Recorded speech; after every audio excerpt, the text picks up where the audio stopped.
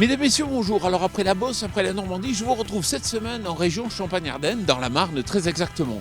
Cette semaine, c'est une semaine quasi historique puisqu'effectivement, c'est la fin des quotas laitiers. Ce système qui avait été instauré au début des années 1980 est désormais du domaine du passé. Cela risque de poser d'ailleurs un sérieux problème de compétitivité pour les exploitations et pour la filière laitière.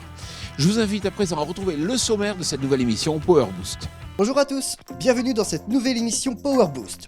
Alors aujourd'hui, nous sommes allés dans la concession Agrivity pour parler avec Michael Jacquemin de sa nouvelle offre de guidage GPS avec plus de précision. Et par la suite... Depuis quand c'est le stagiaire qui fait la voix off ici? Bref, d'où on en était. Ah oui, après ce détour chez Michael Jacquemin, on vous explique comment entretenir au mieux votre moissonneuse-batteuse avant la moisson, sinon c'est trop tard. Mais vous voulez plus de belles machines? Eh bien, matez ce prototype de tracteur ou encore ce super Range Rover SV Autobiographie. Regardez-le bien, oui, car vous ne pourrez sûrement jamais l'acheter. Je crois qu'on a fait le tour, mais comme d'hab, avant tout ça, une bonne dose de news. C'est parti, top départ. Kongskilde change de stratégie en 2015. Le groupe danois va regrouper ses 5 marques comprenant des semoirs, des charrues ou encore du matériel de fenaison sous la même bannière. Les machines Howard, Nordsten, Baker, Overum et JF seront désormais de couleur rouge propre à la marque Kongskilde. Michael Jacquemin, bonjour. Bonjour. Alors, vous êtes un agriculteur innovant. Alors c'est vrai qu'on vous a reçu la semaine dernière, vous nous avez parlé de votre système de correction RTK, donc que vous proposez notamment à des concessionnaires.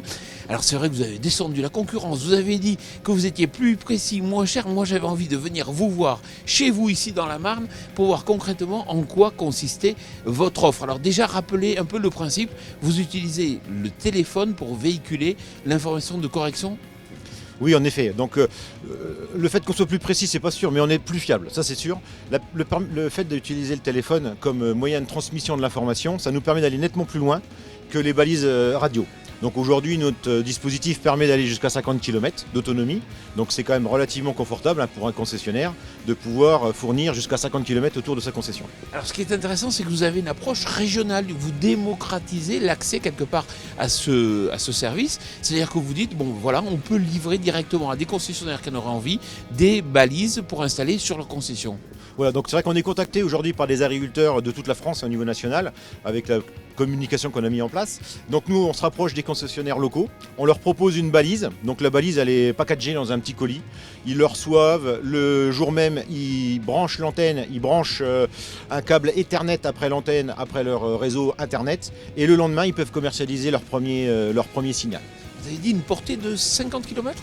50 km autour de la concession. Donc dans la Marne, par exemple, nous on a un concessionnaire là, qui nous a fait confiance depuis le début. Il a trois bases, 3 balises, il couvre tout le département. Alors si je suis en Corse, supposons, et que j'ai envie effectivement de développer un réseau, vous n'êtes pas encore présent, il suffit juste que je vous commande une balise et que je l'installe. Voilà, c'est relativement simple. Et je couvrirai comme ça 50 km. Alors, il y a quand même un facteur qui est différenciant, c'est que vous proposez une petite application que vous avez développée pour les concessionnaires. Voilà, moi l'objectif, parce que je suis quand même agriculteur à la base, j'ai eu quand même pas mal de déconvenus et quand ça marche pas, il n'y a jamais de responsable. Moi j'ai voulu mettre le concessionnaire au cœur du dispositif. Il a à sa disposition une plateforme internet sécurisée où il maîtrise totalement son outil. Il est capable d'ouvrir des comptes, fermer des comptes, donner des accès à ses clients, en test éventuellement, et surtout faire des diagnostics. En instantané, il sait exactement où sont positionnés, géolocaliser ses tracteurs, avec un code couleur. Vert, ça fonctionne très bien, orange, c'est moyen, et rouge, il n'y a pas de connexion.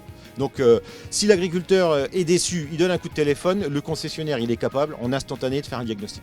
Michael Jacquemin, merci beaucoup. Merci, au revoir. Alors on va se retrouver justement dans l'atelier de la concession, mais auparavant je vais vous dévoiler un prototype de tracteur. Alors vous allez voir, il est assez étonnant, il n'a pas du tout le gabarit d'un tracteur habituel. Ce nouveau concept danois de tracteur poutre pourrait vous rappeler celui qu'on vous a présenté la semaine dernière dans l'émission Power Boost. Souvenez-vous de ce tracteur portique travaillant en très grande largeur et qui a été imaginé par un agriculteur français, Pierre Bourg.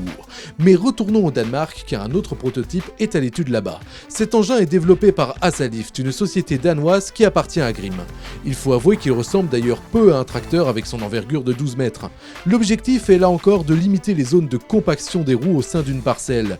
Vous savez, nous vous en parlons souvent, il s'agit de la stratégie du contrôle trafic qui évite de décompacter mais qui oblige à repenser totalement sa stratégie d'équipement. Vous pouvez remarquer que les roues peuvent braquer à 90 degrés et que sur route, son gabarit est ramené à seulement 3 mètres de large. Ce prototype, le WS900, peut déjà être équipé de différents outils pour la préparation du sol, mais aussi la récolte. Alors je vous l'ai dit, les semis de printemps se passent bien, mais c'est quand même pas une raison pour ne pas penser à la moisson. Dans 3 mois quasiment, il va falloir avoir les moissonneuses-batteuses de prêtes. Et justement, il y a quelques points clés à vérifier. Guillaume Albert, bonjour. Bonjour. Alors vous êtes responsable de l'atelier ici dans la concession. Ce qui est intéressant, c'est de voir un peu avec vous quelles sont les principales pannes qu'ont les agriculteurs en général quand en pleine moisson, ils viennent vous voir. Alors généralement, si vous voulez, pendant la moisson, c'est des engins qui sont quand même soumis à de fortes charges. Donc on peut avoir des problèmes de courroies qui cassent, de chaînes, de roulements. On peut avoir des casses des fois un peu plus graves également, mais bon, c'est pas à souhaiter. Alors concrètement, comment on peut les prévenir? C'est-à-dire comment aujourd'hui, 3 mois avant, qu'est-ce qu'il faut faire pour éviter ces pannes? Aujourd'hui, si vous voulez, nous, le but pour un concessionnaire, c'est de lancer des campagnes de révision. Donc on propose aux clients de nous ramener les batteuses, ou on va faire chez eux également. On a des techniciens qui sont formés, qui connaissent très bien ça. Et si vous voulez, le but, c'est on fait le tour de la batteuse, on fait le tour des éléments qu'on connaît, des éléments mobiles, et ce qui nous permet justement de faire de la prévention et d'éviter les pannes futures. Alors globalement, quand vous tournez autour de la machine, vous regardez quoi? Quels sont les principaux points que vous vérifiez? Alors on vérifie tous les éléments mobiles bien sûr, on vérifie les cylindres en bloc, on vérifie les roulements, on met la machine en charge, on essaye, on la fait tourner, on vérifie également par exemple la clim. Qui est important en période d'été. Relativement important en forte chaleur. Et on le sait, parfois il y a des problèmes de capteurs, ça aussi vous pouvez les vérifier? Bien sûr, on peut vérifier les problèmes de capteurs. Alors les capteurs qui sont là pour signaler par exemple des bourrages, qui seront là pour signaler des vitesses par exemple batteur insuffisantes ou vitesse des vents insuffisants. Et aujourd'hui, bien sûr, on vérifie ces capteurs. On vérifie les contacts, on vérifie les vitesses de rotation, justement, et c'est le but de faire ça maintenant pour éviter d'avoir à le faire quand on est en train de courir, on va dire. Guillaume Albert, merci beaucoup. Merci. Alors à présent, on va retrouver un agriculteur qui se trouve d'ailleurs tout près d'ici. Vous allez voir, c'est un pro des techniques sans labour. Mais juste avant, je vous invite à découvrir, c'est un véritable bijou. Alors certes, ça coûte très cher, mais vous allez voir, c'est le dernier né et puis c'est le haut de gamme chez Range Rover.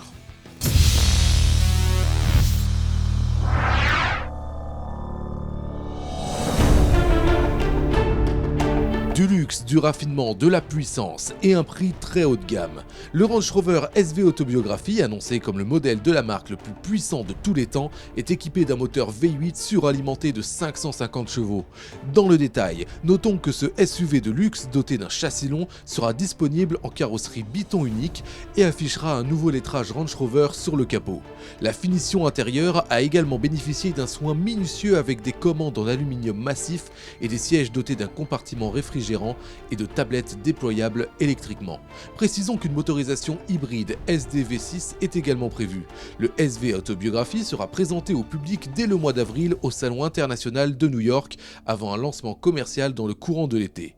Son prix sera de l'ordre de 195 000 €.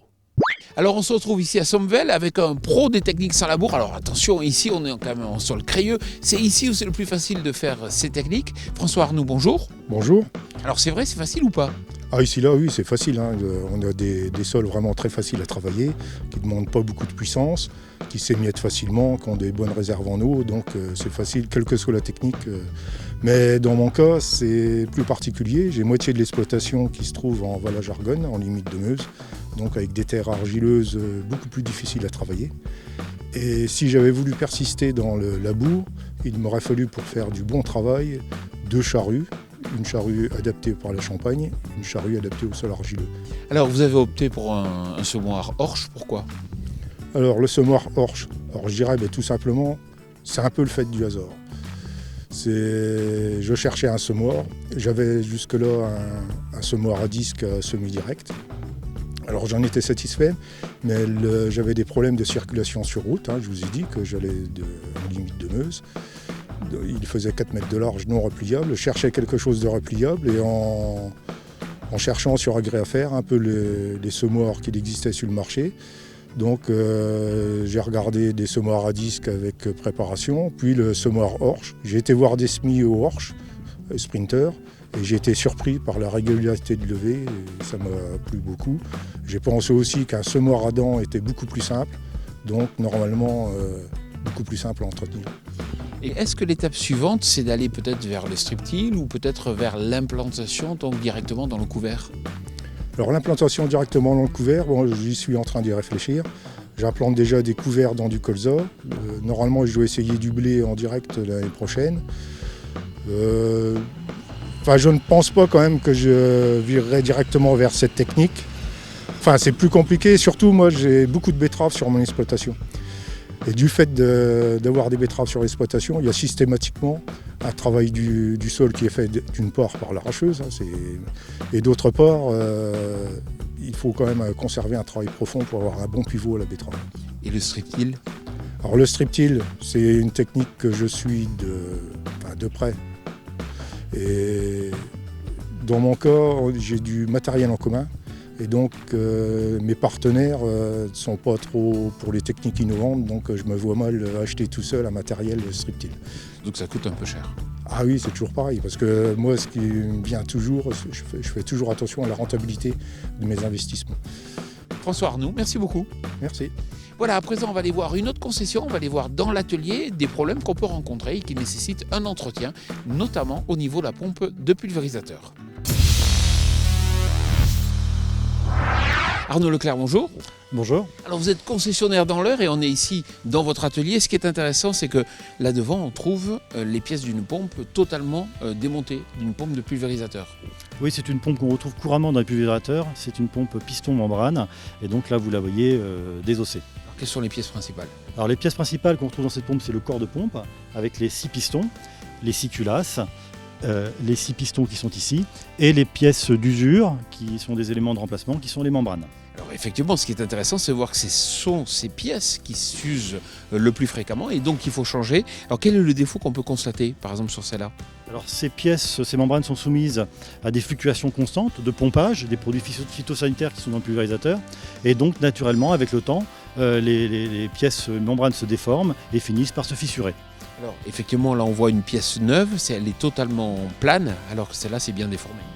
Oui, cette pièce-là est à changer, effectivement. Elle a atteint sa limite d'usure et elle ne va pas tarder sans doute à se fissurer et à occasionner une panne. Alors on les change tous les combien? Les constructeurs nous préconisent un remplacement environ tous les 5000 hectares, ce qui peut représenter, c'est variable suivant la surface de 2, 3, 4, 5 années d'utilisation. Et quel est le risque si on attend le dernier moment pour les changer? Alors le risque d'attendre, il est simple, c'est que le produit phytosanitaire qui normalement ne passe pas dans le corps de pompe mais à l'extérieur, rentre dans la pompe et la détruise par effet de corrosion, souvent sur des produits azotés d'ailleurs. Arnaud Leclerc, merci beaucoup. Je vous en prie. Voilà, notre émission Power Boost Tour dans la Marne touche à sa fin. Alors si vous voulez tout savoir sur les nouvelles technologies, tout connaître sur l'innovation en agriculture, c'est très simple, il suffit de consulter notre média partenaire Agriculture et Nouvelles Technologies. Et puis, si vous voulez découvrir des vidéos, des extras de Power Boost, il suffit de vous abonner à notre chaîne YouTube. Je vous souhaite une excellente semaine.